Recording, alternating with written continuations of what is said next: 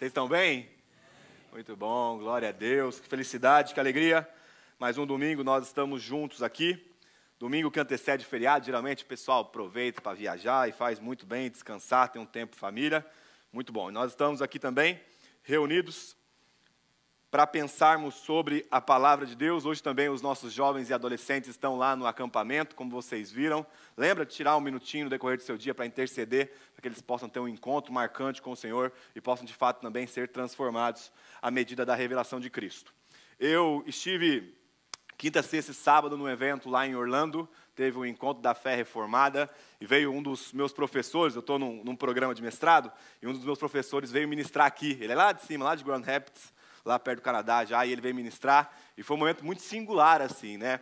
Eu sei que a fé reformada, ela tem as suas perspectivas, assim, meio exclusivista, mas eu acho que um ambiente de maturidade requer essa sabedoria de saber dialogar com os diferentes. E a gente foi muito bem recebido lá, eu fui muito bem recebido lá, fiquei na casa do Samuel e da Valerie, que fizeram parte da nossa igreja durante um tempo, e eu pude aprender muito, então foi um tempo incrível. E hoje nós vamos encerrar a nossa série do mês de agosto. Nós estamos pensando sobre os atributos de Deus. Eu queria que você abrisse sua Bíblia comigo em João capítulo 6, versículo 44. João 6, 44.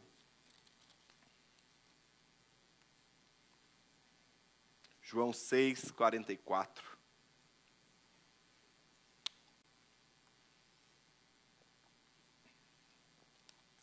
E vamos para a palavra de Deus. João capítulo 6, versículo 44.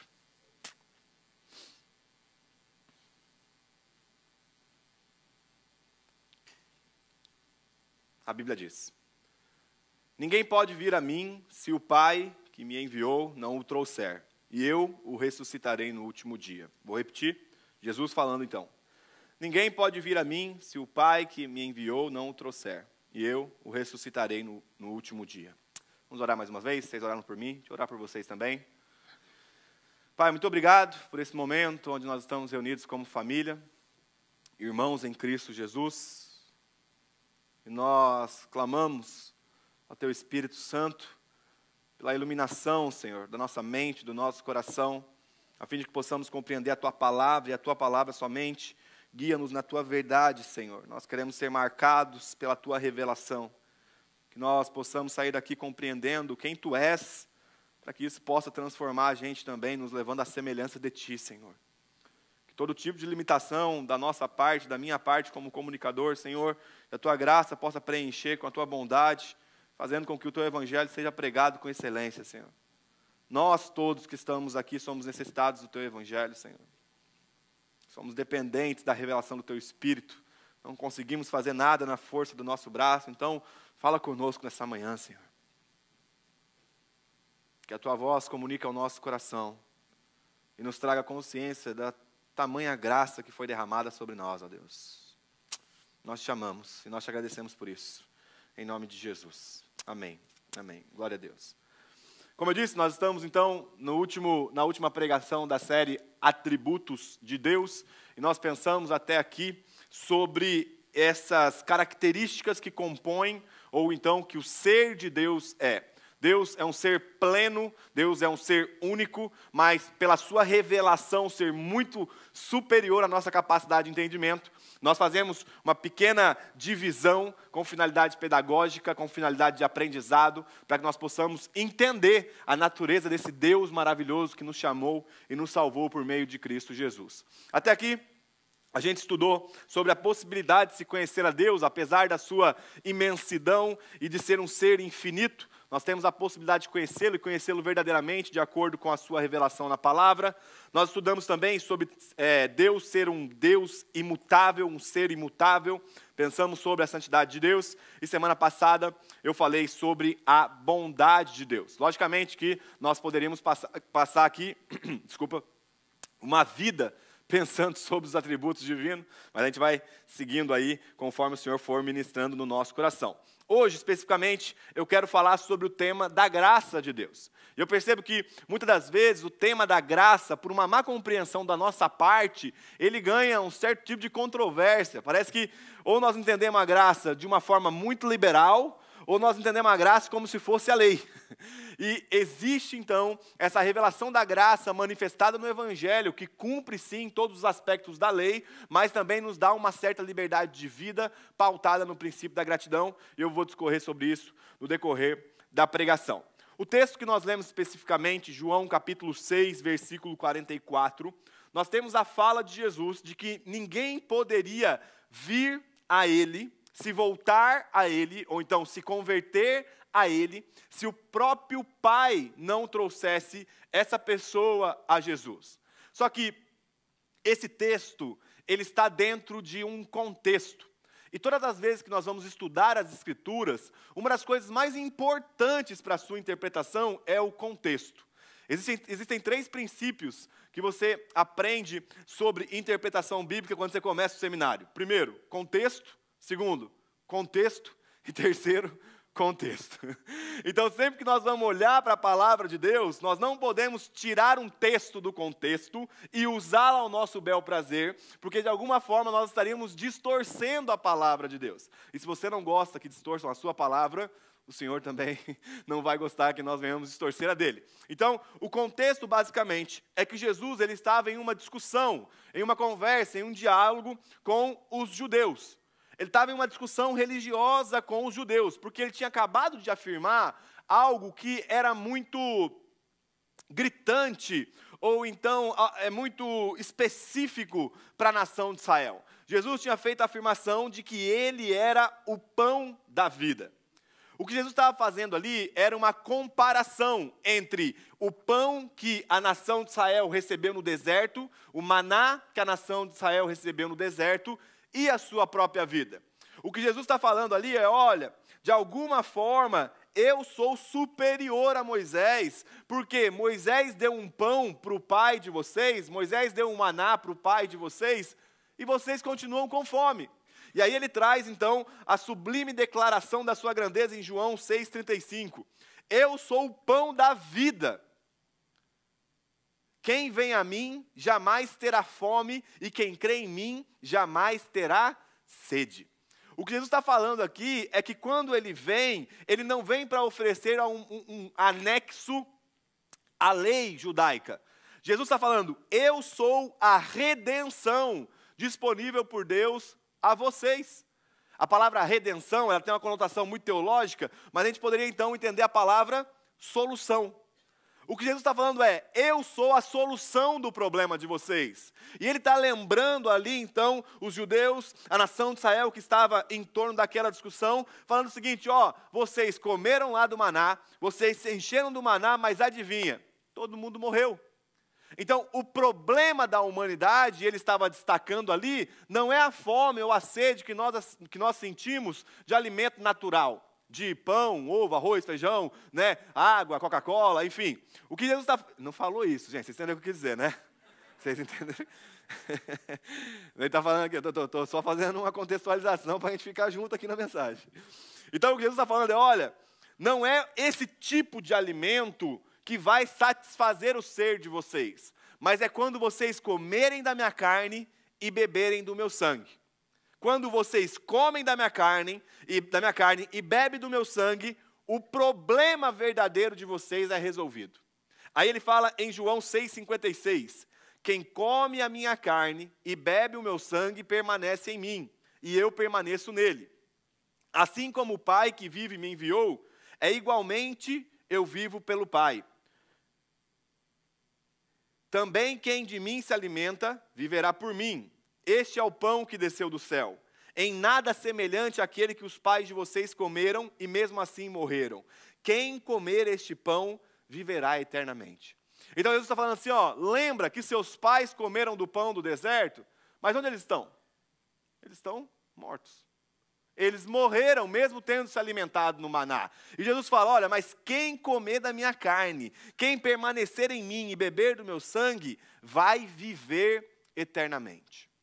Então, nós estamos aqui e sempre o ambiente da igreja é um ambiente muito plural, né? Nós temos aqui pessoas que estão vindo talvez pela primeira vez, ouvindo sobre a fé cristã, pessoas que estão há 30 anos na igreja, pessoas que estão há 2, 3, enfim. Existe uma pluralidade muito no nosso meio, né? Como o corpo de Cristo. Agora, talvez você veio aqui hoje pensando assim, eu estou com alguns problemas na minha vida, eu estou com algum problema no meu trabalho, no meu casamento, nas minhas finanças, eu estou andando meio ansioso por aqui, por ali, então deixa eu ir lá fazer uma reza para ver se Deus consegue me ajudar nos meus problemas. Eu estou com alguns problemas aqui de ordem secundária, deixa eu ir lá, sei lá, ver se eu bato palma, dou até uma oferta ali talvez, ouço uma pregação para ver se os meus problemas ganham agora a sua devida harmonização, a sua devida solução. Só que, como pastor, eu tenho um dever à luz das Escrituras de falar aquilo que a Bíblia diz a nós. E de fato a Bíblia fala que Deus pode nos ajudar em problemas secundários. Mas nós temos um problema que é maior do que esse problema secundário. E o nosso maior problema é que, fora de Jesus Cristo, nós estamos mortos. Então, a questão toda aqui, que nós precisamos pensar de forma primária, não é se vai entrar mais dinheiro para eu pagar minha conta, não é se a gente vai ter aqui, se os casais vão ter um casamento mais estável, não é se o meu trabalho vai ficar mais tranquilo, não é se eu vou viver menos preocupado e ansioso. O nosso verdadeiro problema é que nós estamos comendo de um pão que não nos garante a vida eterna. Então, primariamente, nós precisamos pensar acerca da eternidade. E precisamos pensar como nós vamos chegar lá e viver eternamente por meio do Senhor. Porque a graça está entrelaçada muito a esse aspecto de solução. Não dos nossos problemas secundários, mas do nosso problema primário, que diz respeito à nossa morte. Meu irmão, tem uma fila indiana, filinha indiana, que todo mundo dá a vez e dá o lugar nessa fila, que é a fila da morte. Nós estamos aqui nessa fila, gente. Sabe, só daí quando chega o momento, alguém fala, opa, quero passar na frente, por favor. Diferente quando, aqui não tem, né? Mas no Brasil você ia no banco, aquela fila imensa. Aí os idosos parece que ia bem na hora que você ia no banco. Né? E ficar aquela fila de idosos na sua frente, você fala, Senhor, fica aí, vai, é uma lei, né? Eu tenho que respeitar. Só que tem uma fila, que é a fila da vida, e dessa fila a gente está, não? Quem quer passar na frente? Quem quer passar aqui? Estou à disposição e tal. Só que o lance todo é que um dia nós vamos deparar com uma realidade. Nós vamos morrer. Você sabe, você olha no espelho, você percebe que você está envelhecendo, apesar de existir uma carga na modernidade, tentando combater o envelhecimento, e coloca agulha aqui, coloca agulha ali, e eu faço isso para tentar sobreviver, e eu faço aquilo para tentar sobreviver, só que o lance todo, e se você gosta de se cuidar, logicamente, se cuide, não tem problema nenhum com isso. Mas eu digo assim, o lance todo é que você pode estar cheio de harmonização facial, meu amigo. Quando fechar o caixão, ninguém vai ver seu rosto. Vai chegar uma hora que todos nós passaremos pela experiência de morte. Pode ser alguém que hoje é o mais novo entre nós ou o mais velho, todos nós passaremos pela experiência de morte. E aí está o grande problema. Porque problema com dinheiro, vamos ser muito sinceros, gente, nós somos brasileiros. Nós sempre tivemos. Meu avô fala que o Brasil tem problema com dinheiro desde quando ele era criança. Meu avô tem 86 anos de idade. É bem provável que o pai dele falava a mesma coisa. Então assim, nós vamos ter sempre problema. Vai melhorar um pouquinho a época, outra época vai ficar pior. É a vida, bem-vindo à vida. Eu tenho 30 anos e já percebi isso. Eu espero que você que seja mais velho também tenha percebido. Problema no casamento. Um dia você acorda, a esposa está radiante. Outro dia você acorda, a vontade é de não ter acordado. De contar de continuar dormindo. Porque você pensa, eu não mereço uma mulher tão boa dessa do meu lado, cara. Problema no trabalho. Gente, sempre vai ter. São questões dessa ordem comum, debaixo desse sol, né, conforme Salomão escreve em Eclesiastes, nós sempre vamos enfrentar. Isso é natural da nossa vida, mas tem um problema, que é o problema grave, que diz respeito à nossa morte. E ou nós pensaremos nisso à luz das Escrituras, ou ao chegarmos para lidar com esse problema, não teremos mais tempo. Então eu queria pensar com vocês hoje sobre a graça de Deus. Eu preciso dar o pontapé inicial desse bate-papo pensando sobre o problema da morte. Esse problema primário que todos nós temos aqui. Salmo 51, eu vou citando o texto por conta do nosso tempo. Salmo 51, versículo 5, a Bíblia diz assim: Sei que sou pecador desde que eu nasci. Sim, desde que me concedeu a minha mãe. Salmo 51, 5. Sei que sou pecador desde que nasci. Sim, desde que me concebeu a minha mãe. O primeiro ponto dessa pregação diz respeito ao problema da morte. E esse salmo especificamente foi escrito por Davi. E Davi, ele está chamando a nossa atenção de que o ser humano nasce mal na sua natureza, mesmo antes de ter contato com o meio. Então, geralmente, a gente sempre tem uma perspectiva de que se eu me envolver com essas pessoas, eu posso piorar. Se o meu filho entrar naquela galerinha, ele pode piorar. E realmente, a depender dos lugares que nós estamos inseridos, nós podemos piorar. Mas mal nós já somos. Porque o meio não tem a capacidade de corromper alguém que já é corrompido. E todos nós, sem exceção aqui, nascemos depravados e corrompidos. É sermos sinceros à luz das Escrituras, ao olharmos para o nosso coração. E escuta, isso não é algo, gente, que você pensa assim, parece que a gente faz uma perspectiva retroativa, de tipo, não, eu acho que no momento que eu comi a primeira vez a maçã, o problema começou quando eu pequei pela primeira vez contra Deus. Não, o problema começou quando você foi gerado. Nós somos gerados em pecado. A nossa natureza é corrompida e depravada. Então, nós pecamos por conta dessa natureza. E essa natureza foi herdada por nós por conta do nosso pai. Foi dado por nós, desde Adão e Eva, essa natureza corrompida, ao ponto de Davi falar que desde quando ele nasceu, ele era pecador. Já viu aquela frase, quando geralmente nasce um bebê, aí o pessoal fala, nossa, é a cara do pai. Então, meus irmãos, se a gente olhar no espelho, a gente vai perceber que nós somos a cara do nosso pai, Adão. A gente vai perceber que a gente peca em coisas que você olha e você fala, cara do céu. Só que o pecado, ele tem uma habilidade de cegar os nossos olhos. E a gente é especialista em ver o tanto que os outros erram, mas a gente é quase uma Virgem Maria.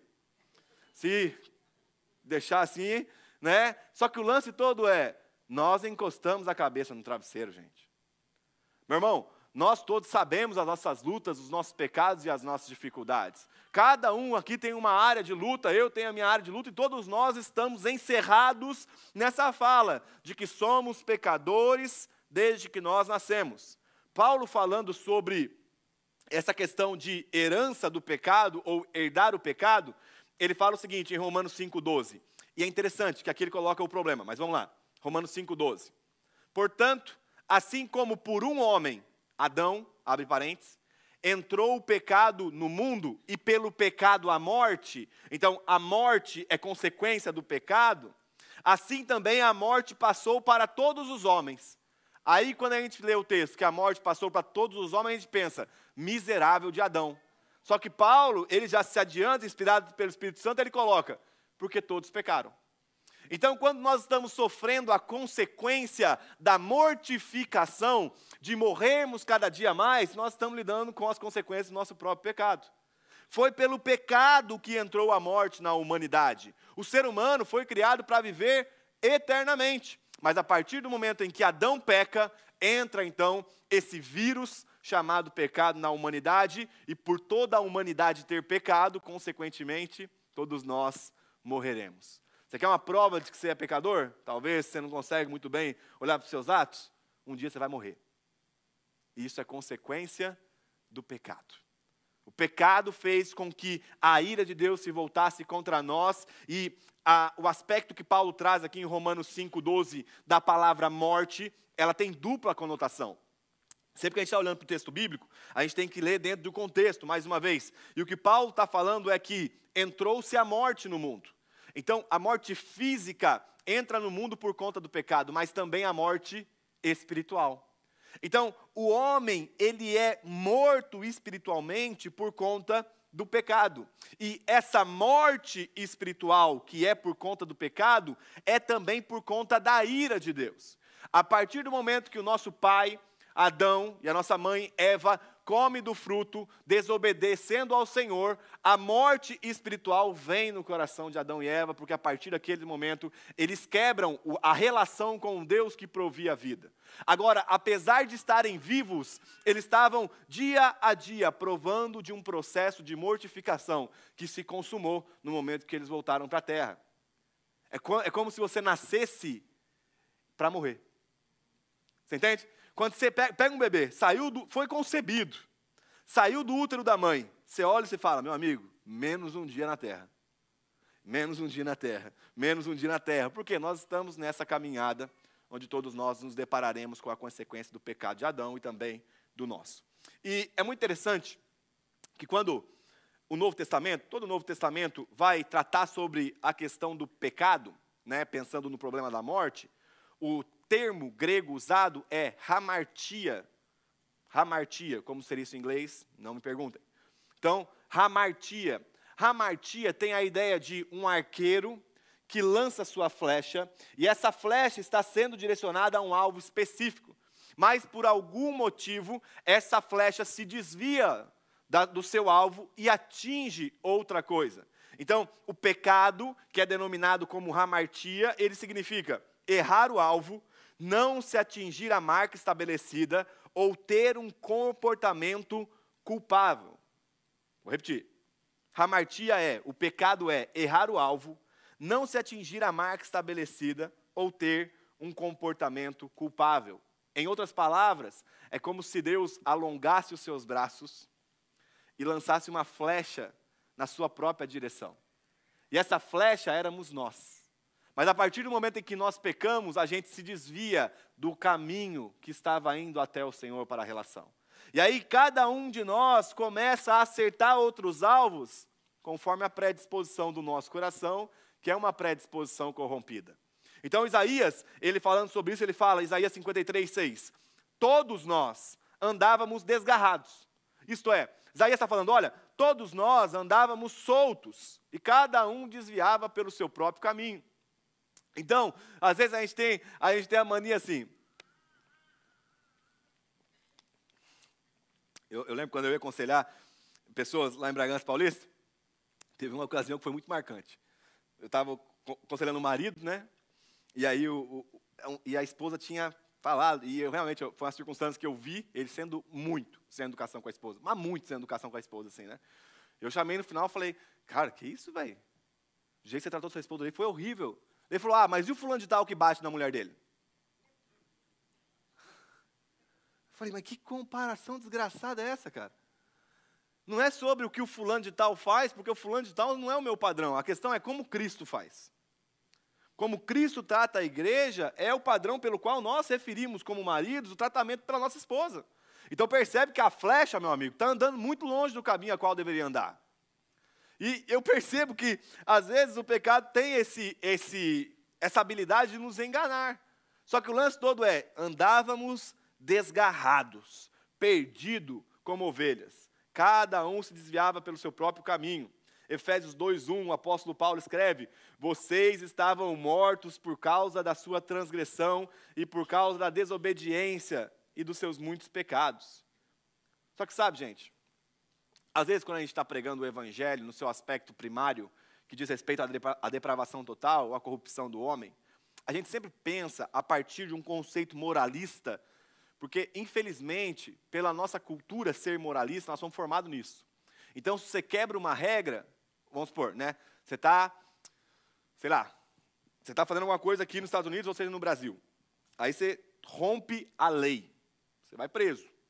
Então, vamos supor, você não poderia ter pegado um dinheiro que não é seu. Aí você vai lá no banco, você pega um dinheiro que não é seu, a lei vai e te prende.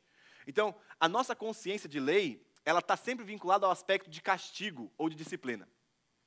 Então, se eu fizer algo de errado, Deus vai me disciplinar. Só que, quando nós estamos pensando na nossa relação com Deus, nós não estamos pensando em torno de uma lei fria e moralista, gente. Nós estamos falando de que todo tipo de injustiça, todo tipo de pecado, de iniquidade, machuca o coração de um Deus que nos ama. Então não é que Deus vai aplicar a sua lei como se fôssemos alguém que simplesmente descumpriu uma regra. é que ele está olhando para nós e falando assim, eu não criei você para isso. E ele não fala a partir de uma fala gelada, fria, que machuca. Ele fala a partir de uma fala encharcada de amor. É como se a gente olhasse para um filho que está fazendo aquilo que não deveria fazer e a gente falasse, eu não criei você para isso. Então, todas as vezes que nós andamos por caminhos desgarrados, como ovelhas sem pastor, Deus olha para a gente com um coração de amor. E Ele fala, eu não criei você para isso. O padrão moral estabelecido na lei mosaica ou na lei do Antigo Testamento vai nos revelar que, na verdade, o que Deus sempre quer é cuidar da gente. Então entenda que quando Deus está falando da aplicação da sua lei, do problema da morte, não estamos lidando com um Deus moralista, frio, distante de uma realidade. Nós estamos lidando com um Deus que olha para a sua criatura com amor. E percebe que esse caminho vai nos conduzir à morte. À morte. Sabe, gente, nós que somos pais, quando a gente vê nosso filho fazendo alguma coisa que vai trazer consequências negativas para ele, a gente sempre fala, faz isso não, mano. Faz isso não. Isso vai te fazer mal. A lei é Deus falando para nós. Não faz isso não, mano. Isso vai te fazer mal. Só que geralmente a gente olha a lei a partir de uma perspectiva de, Deus é um Deus anti-prazer. Deus é um Deus que não quer que eu seja alegre. Porque você aprendeu que a sua alegria está fundada no pecado. Só que na verdade, meu irmão, você está comendo vômito pensando que é picanha. Só que na verdade você está se deliciando naquilo que não faz sentido. É você nadar numa poça de lama, enquanto tem um oceano inteiro para o nosso deleite. Sabe?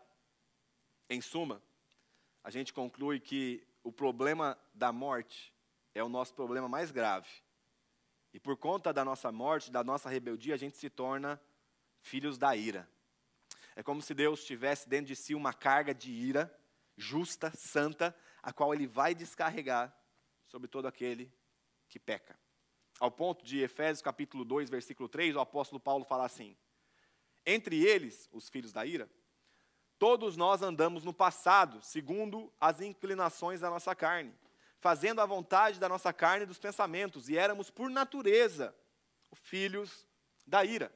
Paulo está falando, gente, escuta, o alvo que você tinha às suas costas, antes de você se atentar à graça de Deus, era ira. Deus estava irado conosco por conta do nosso pecado. Ei, meu irmão, fora de Cristo, nós permanecemos como alvo da ira de um Deus que é santo e justo na aplicação da sua ira. Eu não estou falando aqui no seu aspecto vaidoso de um Deus que, não fez o que eu queria. Não, é mais uma vez, a ira de Deus é uma medida protetiva. Para quê? Para que nós voltássemos a olhar para Ele de forma sincera e genuína.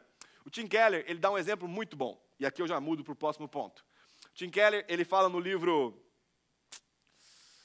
acho que é o Igreja Centrada, que ele escreve, ele fala assim, supostamente, suponhamos que uma pessoa cai de um prédio muito alto, sei lá quantos tem os andares, mas muito alto assim, 60 andares. Suponhamos que a pessoa está ali no parapeito e ela cai lá do último andar. Só que aquela pessoa, ela era cética, no aspecto de crer na lei da gravidade. Então aquela pessoa fala, não, gravidade não existe. A massa não é mais pesada que o ar. Isso aqui é só uma ilusão. Então eu não estou caindo na verdade. Então imagina que ela está caindo lá do andar 60, do número 60 de andar. Nossa, do andar de número 60. Do 60º, obrigado, meu irmão. Do 60º. E ela está caindo falando, não, a lei da gravidade não existe. Não, isso aqui não existe, isso aqui é besteira. Na hora que ela se encontrar com o chão, ela vai se deparar com uma realidade dura. Que na verdade a lei da gravidade existe. E ela estava de fato caindo. E sabe, quando a gente está pregando o evangelho, ninguém consegue converter alguém na força do braço. Não tem como você vir aqui na frente, eu chacoalhar você e falar, converte! Ninguém consegue fazer isso. Só que o lance todo é, nós estamos caindo de um prédio. E daqui a pouco nós vamos deparar com uma realidade. E meu irmão, você crendo ou não, você acreditando ou não, ela é dura. Ela produz morte. Você pode negar ela a partir daquele momento lá de cima até o chão falando, não existe gravidade, não existe gravidade. A realidade vai te mostrar que a gravidade existe. E você foi muito afetado por ela. Isso é a fé cristã. Você pode viver 85 anos, 90 anos, se você conseguir chegar mais longe negando. O Senhor não existe, o Senhor não existe, Deus não é justo, Deus não aplicará a sua ira contra aqueles que estão fora de Cristo. Deus não fará isso, porque o meu Deus é o Deus que vai dar tudo o que eu quero, porque o meu Deus é o Deus que faz tudo o que eu quero, porque Deus é muito bom segundo as minhas intenções. Afinal de contas, eu sou fiel à minha esposa, eu pago as minhas contas, eu sou legal no meu trabalho, não tem como esse Deus. Meu irmão, você está caindo de um prédio. E nós vamos deparar com a realidade que é dura. Fora de Cristo não existe vida. Fora de Cristo não existe vida. Esse é o primeiro ponto, o problema da morte. E agora, diante do problema que o Evangelho nos traz, graças a Deus também que Ele nos traz a solução. E o segundo ponto dessa pregação diz respeito à solução da graça de Deus manifestada em Cristo. João 6,44, o texto que nós abrimos essa pregação, ele fala o seguinte: ninguém pode vir a mim, se o Pai que me enviou não o trouxer, e eu o ressuscitarei no último dia. Então, o que Jesus está falando aos seus discípulos é: meus discípulos, ninguém consegue chegar até mim, ninguém consegue ouvir a proclamação do Evangelho, se antes o próprio Pai não mudar a predisposição do coração de vocês, para que vocês cheguem até mim. Gente, imagina só, aqui na frente tem um cemitério judeu, e um pouquinho mais para frente tem um cemitério católico. Se você passar ali na frente, batendo palma, bora jogar um futebol? Vamos lá, gente, vamos lá, vamos jogar a bola ali, ó, tá marcado 7h30 da noite, vamos dividir, 7 de cada lado, time A, time B, vamos lá, vamos jogar a bola. Gente, levanta aí, vamos jogar a bola. Ou o povo vai achar que você é louco, ou você é louco, não tem outra. Você é louco. Então imagina só, o pregador mais eloquente do Evangelho, gritando na frente de um cemitério: ei, Jesus ama vocês. Escuta, Jesus ama você, morto. Jesus ama você, defunto. Vai ser outro louco, que ao invés de chamar para jogar bola, está chamando para participar de uma fé. E o que Jesus está falando aqui é que a conversão, a redenção de Cristo, a solução que Jesus traz à humanidade, não começa na pequenez do pregador, não começa na pequenez do nosso coração enquanto aqueles que estão pecando. A beleza da salvação de Deus é que o próprio Pai conduz aquele que está morto à proximidade para ouvir a Cristo. Presta atenção no texto. Ninguém pode vir a mim se o Pai que me enviou não o trouxer. Não existe acaso na fé cristã. Não é você pensando assim: nossa, hoje eu estava de bobeira, fui lá participar de um culto religioso evangélico protestante.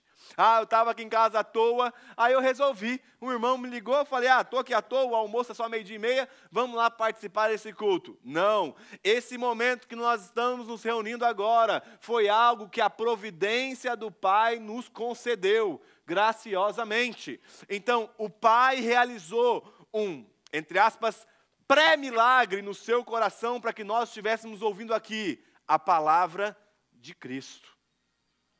E a graça significa, então, um favor imerecido, um benefício não conquistado, mas recebido gratuitamente. A graça é receber por meio de Cristo aquilo que eu nunca merecia ou alcançaria com as minhas próprias obras: perdão e relacionamento. A graça de Deus manifestada em Cristo é você compreender que o defunto, aquele que está morto em seus pecados e delitos, não tem nada para oferecer para Deus, para que Deus possa ser atraído para Ele. Conforme nosso amigo Alessandro Vilas Boas: ainda que eu vendesse tudo que eu tenha, em troca do amor, eu não posso comprar amor. Não consegue oferecer nada para Deus, gente. Nós não conseguimos oferecer nenhuma obra de justiça que atraia o favor de Deus para nós, porque nós estávamos mortos em nossos pecados e delitos. Efésios capítulo 1, versículo 3. Escuta essa passagem. Paulo está falando acerca da realidade da graça. E Paulo fala: bendito seja o Deus e Pai de nosso Senhor Jesus Cristo. Bendito não é um Leonardo. que veio ao culto. A Maria, o Tiago, o João, o Pedro, o José. Não, não, não. Bendito seja o Deus e Pai de nosso Senhor Jesus Cristo, que nos abençoou com todas as bênçãos espirituais nas regiões celestiais em Cristo. Quantas vezes pegamos esse texto e pensamos que a gente tem que alcançar as regiões celestiais para que essa bênção se torne matéria no nosso meio? Não é esse tipo de benefício que Deus está falando, gente.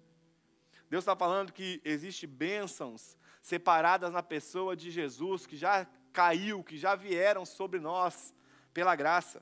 Agora isso é o contraponto da fala de Davi. Salmo 51, 4.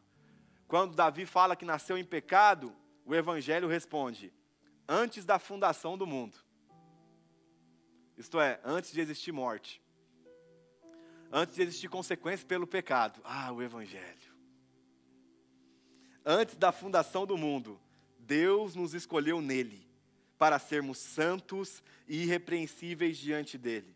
Em amor, Deus nos predestinou para ele, para sermos adotados como filhos por meio de Jesus Cristo, segundo o propósito de sua vontade, para o louvor da glória da sua graça. É como se os anjos aplaudissem a graça de Deus, ao nos eleger antes mesmo da fundação do mundo. A sua graça que Ele nos concedeu gratuitamente no amado. Nele, no amado, a saber, Cristo, temos a redenção pelo seu sangue, a remissão dos pecados, o pagamento pela conta do pecado, segundo a riqueza da sua graça que Deus derramou abundantemente sobre nós, em sabedoria e entendimento. Então escuta, se nascemos mortos em nossos pecados e delitos, se fomos concebidos pelas nossas mães em pecado, Paulo está falando, escuta, antes de você ter sido criado, Deus já havia te escolhido. Cara, como? Não sei, meus irmãos. É o mistério da graça.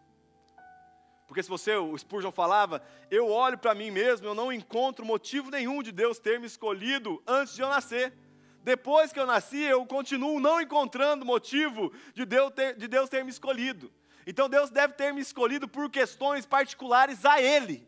Porque em mim, eu não encontro nenhuma possibilidade de ser alguém tão amado por Deus. Perceba a beleza do Evangelho. De que antes do problema acontecer, Deus já havia solucionado por meio da sua graça em Cristo, antes da fundação do mundo, antes da criação do universo, antes de qualquer coisa, qualquer molécula, qualquer partícula material ter sido criada, Deus nos escolheu nele para sermos santos e irrepreensíveis, em amor. Em amor, Ele nos separou para Ele, para sermos adotados como seus filhos, por meio de Jesus Cristo. A gente pode ter nascido em pecado, como diz Salmo 51, 5. Mas a gente tem a revelação que a gente foi escolhido por Cristo antes da fundação do mundo, graciosamente, porque Ele nos ama. E Ele sabia, gente, cada pecado que nós cometeríamos, ainda assim Ele nos escolheu. Isso é graça. Graça não é que você alcançou o padrão moral divino e agora recebeu um pagamento pelo seu padrão moral. Não, graça é, vocês nunca alcançariam. Graça é, não tinha como vocês alcançar o padrão. Então faz o seguinte, eu condeno Jesus Cristo por conta do pecado de vocês. E o benefício de um homem santo, 100% puro, que nunca pecou, eu pego. E agora eu abençoo vocês nas regiões celestiais. É tipo assim, nós vamos chegar na eternidade. E sabe quando você vai para um lugar que você não sabe muito bem porque você está ali? Você chega num lugar assim e você fala, o que nós estamos fazendo aqui? E você vê aquele monte de benefício disponível a nós por meio de Cristo. Por quê? Porque Deus é gracioso. Porque Deus é bondoso. Essa bondade tem um custo. Essa bondade não foi um juiz iníquo que apagou as transgressões da humanidade. Essa transgressão que nós todos fazemos, que nós pecamos, essas iniquidades que nós cometemos, ela precisa ser derrubada, ela precisa ser condenada em alguém, porque se Deus fosse gracioso e amoroso, sem ser justo, Ele seria um Deus corrupto. E Ele falou, quem peca, morre. Quem peca, tem consequência. Os filhos não vão herdar o pecado do pai, o pai não vai herdar o pecado do filho, mas escuta, se você pecou, você morre. Você tem consequências por isso.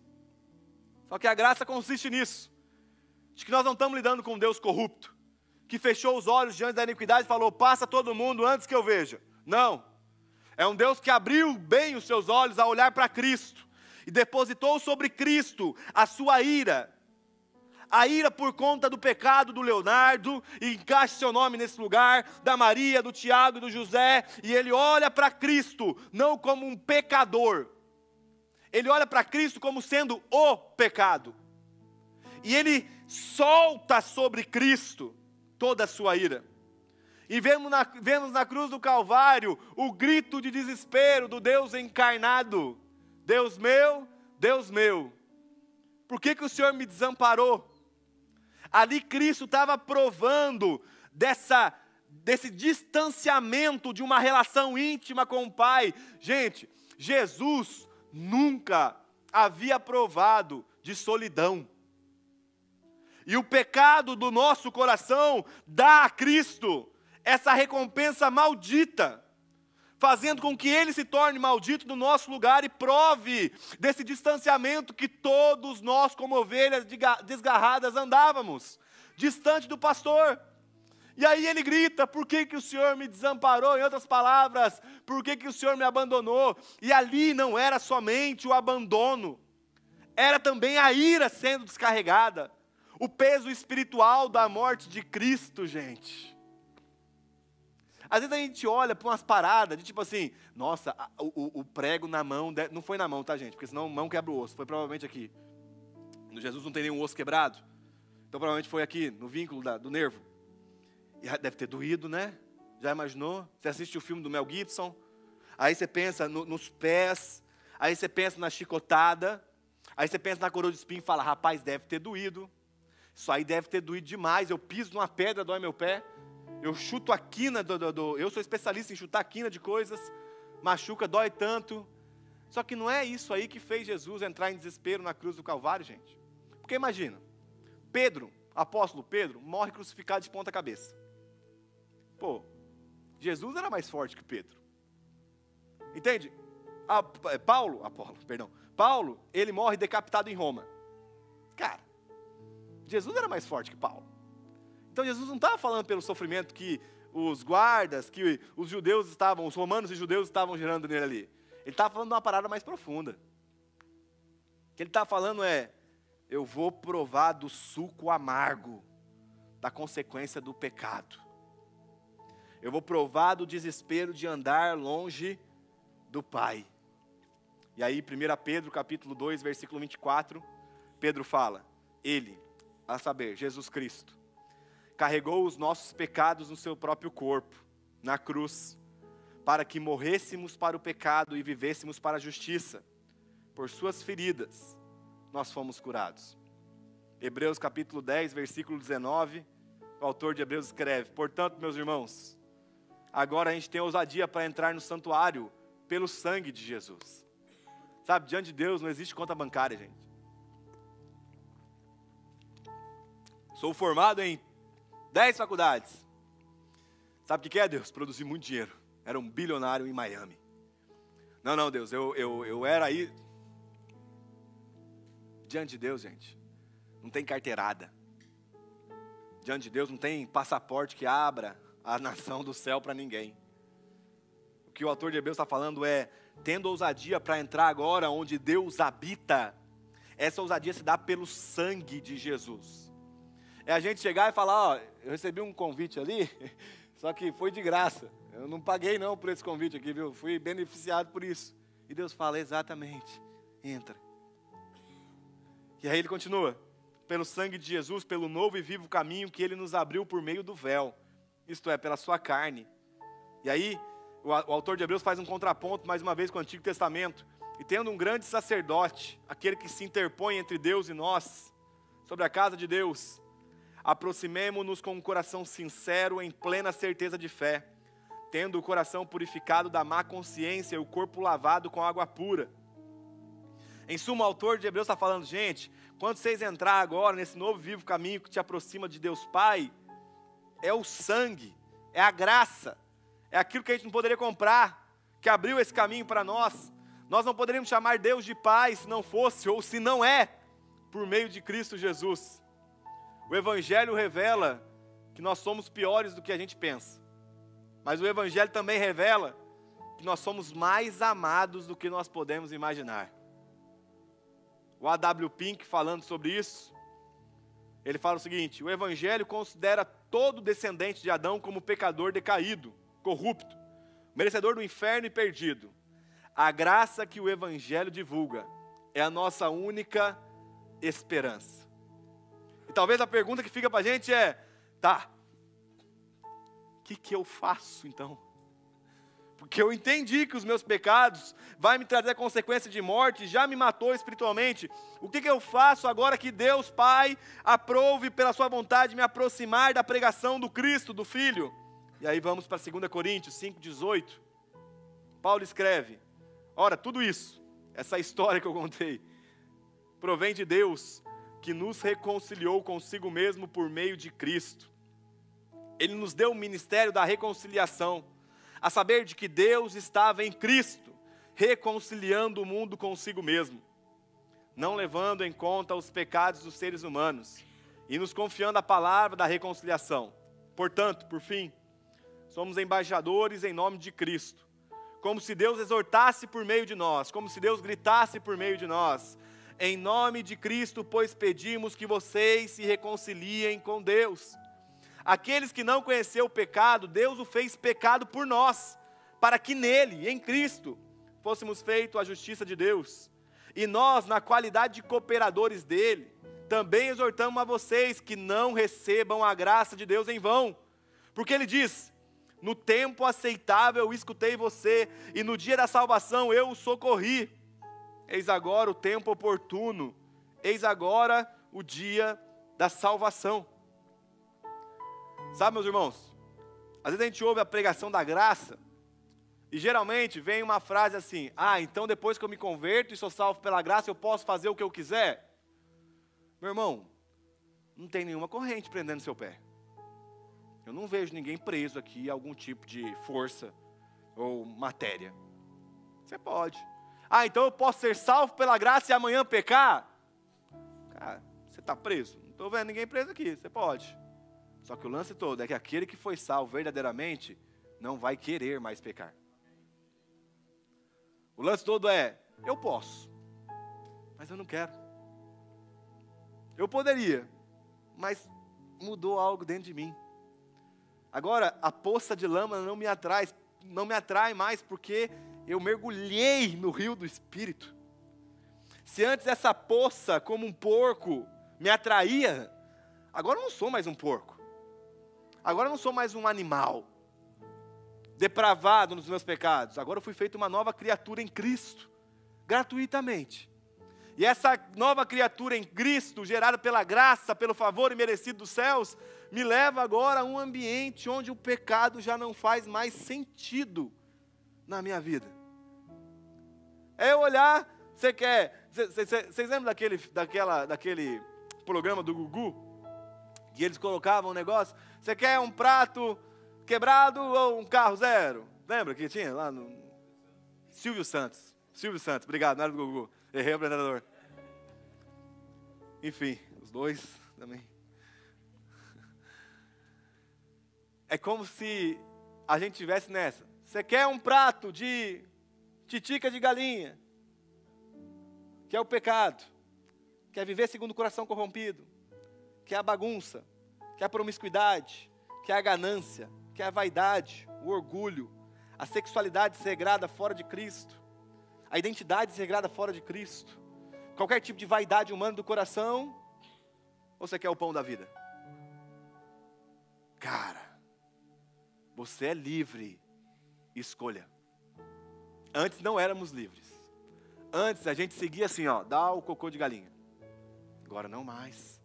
Você foi liberto em Cristo Jesus para que você possa se deliciar de uma vez por todas no pão da vida e nunca mais ter fome do lixo. Você foi salvo em Cristo Jesus graciosamente para nunca mais se jogar numa poça de lama. Você foi salvo em Cristo Jesus graciosamente para nadar de braçada no rio do Espírito, que é encharcado de amor e favor imerecido do céu. E o Evangelho, ele traz conotação para a nossa vida, onde até mesmo o sofrimento, ele é visto como um aspecto de graça que nos transforma e nos aproxima de Deus. Ai meu Deus, eu estou sofrendo muito, eu nunca orei o tanto que eu estou orando dentro desse sofrimento. Olha o benefício da graça, o sofrimento te aproximou de Deus, isso já não te serve? É essa atração consciente que nós temos agora com o coração apaixonado por um Deus que nos ama e nos atraiu com as suas cordas de amor imerecidamente. O apóstolo Paulo fala que nós precisamos ter uma atitude, que é confessar a esse Cristo. Romanos 10, 9. Se com a sua boca você confessar que Jesus é Senhor, e em seu coração crer que Deus o ressuscitou dentre os mortos, será salvo. Porque com o coração você crê para a justiça e com a boca você confessa a respeito da salvação. Romanos 8, 12. Mais uma vez Paulo.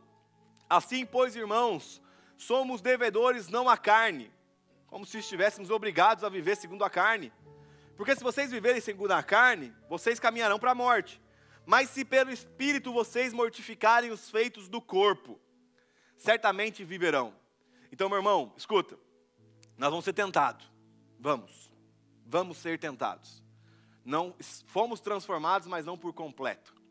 Só que o lance todo é que Paulo fala, pega os feitos do corpo e mortifica. Martim Lutero falava que a lei de Deus, ela era como se fosse uma vara, que vai mexendo no meio dos lugares para encontrar o Adão escondido. Aí na hora que o Adão é encontrado, a lei de Deus é como se fosse uma vara para dar nas costas de Adão. Até que Adão chegasse na cruz. Na hora que Adão, e aí entenda assim, quando Adão chega e se depara com a graça de Deus, Martim Lutero que agora fala que a lei que antes batia se torna uma bengala. Para que a gente, depois de ferido, saia dali amparado. Por uma graça que vai nos fortalecer, nos levando a caminhar cada dia mais próximo desse Senhor. A gente não é obrigado mais a viver segundo a carne, gente. Pelo Espírito a gente pode mortificar os feitos do corpo. Aí ele fala, porque todos que são guiados pelo Espírito de Deus, são filhos de Deus. Porque vocês não receberam um espírito de escravidão, para viverem outras vezes amedrontados. Mas vocês receberam um espírito de adoção, por meio do qual clamamos, Abba, Pai. Pois o próprio Espírito confirma ao nosso espírito que somos filhos de Deus. E se somos filhos, somos também herdeiros, herdeiros de Deus e co-herdeiros com Cristo. Se com Ele sofremos, para que também com Ele sejamos glorificados. Douglas, ele conta um exemplo muito bom, de graça. Ele fala assim, imagina só, todos nós já fomos novos, né, em algum momento, e aí a gente tinha o boletim escolar, lembra o boletim escolar? Aí o Douglas fala assim, imagina só, você chega, aí você é o pai, aí vem seu filho com o boletim escolar. Aí você olha, pingando sangue vermelho.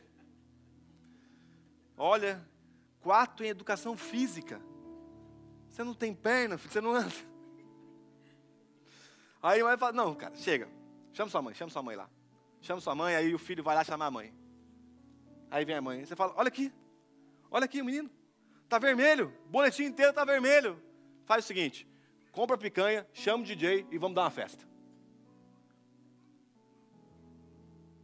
Aí imagina no final, a festa, comemorando ali, a nota reprovada do filho, mas chega no outro dia, depois da festa, da diversão, da alegria, o filho acorda. Aí o pai traz o boletim e fala, filho, eu lembro disso aqui, cara. E eu queria ver com você se tem como a gente se dedicar a estudar um pouquinho. Para a gente não sofrer mais do que a gente está sofrendo. Aí imagina o filho lembrando, pô, o senhor me deu uma festa ontem. O senhor cuidou de mim ontem. O Senhor fez com que eu me alegrasse. Como é que eu vou negar, devolver gratidão a um pai que cuidou de mim no momento que eu era para ser condenado? O que é o filho pródigo? O filho pródigo é esse que voltou para o lar e estava esperando uma condenação do pai. E aí de repente o pai fala, não, mata o melhor boi e vamos dar uma festa, porque meu filho estava distante, agora ele foi aproximado. Só que meu irmão, o filho pródigo acordou no outro dia. E quando ele acordou no outro dia, ele viu uma cama que ele não merecia. Ele viu um anel que ele não merecia. Ele viu uma sandália que ele não merecia. Ele viu uma túnica que ele não merecia. E imagina o pai vindo no outro dia, aqui só hipoteticamente, que Jesus não fala isso na sua parábola, mas eu queria complementar só num aspecto de hipoteticamente. E aí o pai chegando no outro dia falando, filho, você andou por outros caminhos, né? Mas o pai perdoou. Só que eu percebi, filho, que os vídeos que estão rolando no seu celular, não é legal, filho. Consegue entregar para mim? Filho, eu percebi que a forma que você está lidando com o sexo oposto, não é legal, filho. Sabe, filho, eu percebi que a forma que você está lidando com o dinheiro, está me deixando triste. Você poderia me entregar isso? E aí imagina o filho, mais uma vez olhando, para um chinelo que ele não merece, para uma cama que ele não merece, por uma roupa que ele não merece, tendo o pai ao seu lado para auxiliar nas fraquezas e nas dificuldades. Como que ele vai falar não? Meu irmão, olha para a roupa que você está, você não merece. Olha para a sua família, você não merece. Olha para o seu trabalho, você não merece. Olha, sente o ar entrando dentro do seu pulmão, meu irmão. Nós não merecíamos nada, mas Deus graciosamente nos sustenta com pão físico e o pão eterno, graciosamente. Como negaremos entregar aquilo que o Pai está pedindo a nós? O princípio da graça não é, não faz, senão você vai ser condenado. É não faz, porque agora você não precisa mais. Não faz, por quê? Porque agora você provou de um amor superior, que preenche você de uma vez por todas, a não andar mais por caminhos dessa forma. Essa é a graça do Evangelho. Sim, somos aceitos sem obra de justiça. Essa graça constrangedora gera em nós um novo estilo de vida, que ao contemplarmos a beleza e santidade de Deus, não tem como, cara. Não tem como a gente perceber tudo que Cristo é e voltarmos a andar em caminhos depravados e corrompidos. Porque Cristo, gente, é tudo o que Deus pode nos dar. Sabe, guarda no seu coração, não existe benefício ou bênção superior além de Cristo. Não tem. Eu encerrei semana passada falando isso e vou encerrar essa semana falando a mesma coisa. Se você precisa de outra coisa de Deus que não seja Cristo de forma primária, meu irmão, de verdade, procura outra religião. Bate um tambor, acende vela, canta, bebe, sei lá, né? O Evangelho oferece uma coisa: Cristo, a solução para a morte. Cristo, a solução para o nosso pecado. Cristo, a solução para o nosso desespero. A partir de Cristo, as demais coisas vão ganhar a sua ordem. Mas o foco primário de Deus não é te abençoar conforme o desejo do nosso coração depravado. Talvez se Ele der uma casa para você que você tanto pede, Ele vai te matar. Porque a pior coisa que pode acontecer com o homem é receber aquilo que o seu coração potencializado pelo mal pede. Então Ele fala, não dá. Primeiro eu te mato em Cristo e te ressuscito em Cristo, para que agora a partir desse novo coração, você saiba o que pedir. E nessa nova relação,